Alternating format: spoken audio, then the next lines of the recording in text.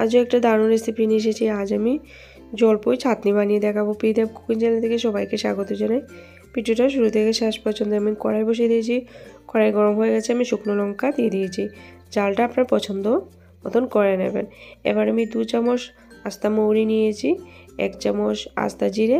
এবার চুলার আঁচটা কম দিয়ে আমি ভেজে নিচ্ছি।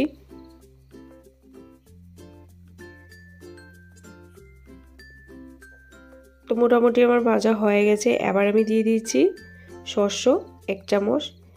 সরষ দেওয়ার পর আমি আধা মিনিটের মতন আবারও ভেজে নিচ্ছি। তো ভাজা আমার হয়ে গেছে, আমি নামিয়েও নিয়েছি।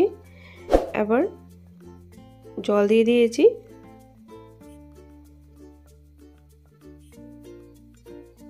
জলপই সিদ্ধ হতে হতে মশলাটাকে গুঁড়ো করে নিয়েছি।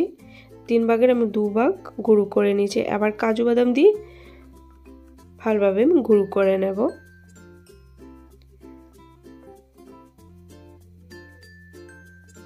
এবার আমি দেখিয়ে দেব যে আমি কতটুকু গুঁড়ো করেছি। এই যে এইভাবে আমি ভালোভাবে কিন্তু গুঁড়ো করে নিয়েছি।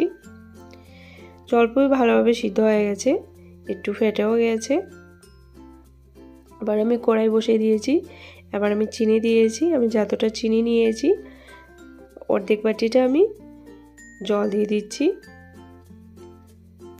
আর চিনি কিন্তু আমি শিরাটা আঝাটা করব না, হালকাই আমি রাখবো।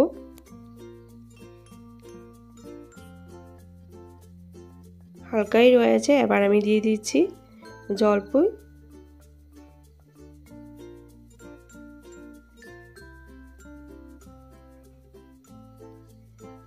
এবার 2-3 চামচ আমি সাদা তেল দিয়ে দিচ্ছি।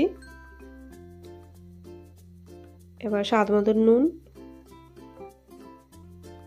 এবার ভেজে রাখা মশলাগুলো আর কাজু বাদাম একসঙ্গে যে আমি গুঁড়ো করেছিলাম দিয়ে দিয়েছি।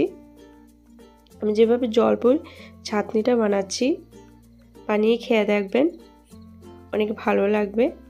আর আপনার কাছে কেমন লেগেছে অবশ্যই কমেন্ট করে আমাকে জানাবেন।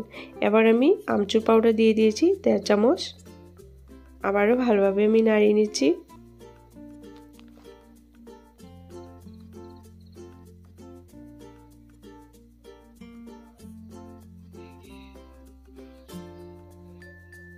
এবার জলপই আমি একটু ম্যাশ করে নিচ্ছি। আপনার যদি ভালো লেগে থাকে তো একটা লাইক করবেন, শেয়ার করবেন, আমার চ্যানেলটাকে সাবস্ক্রাইব করে নেবেন আর বেল আইকনটা অন করে রাখবেন পরবর্তী ভিডিওগুলো পাওয়ার জন্য।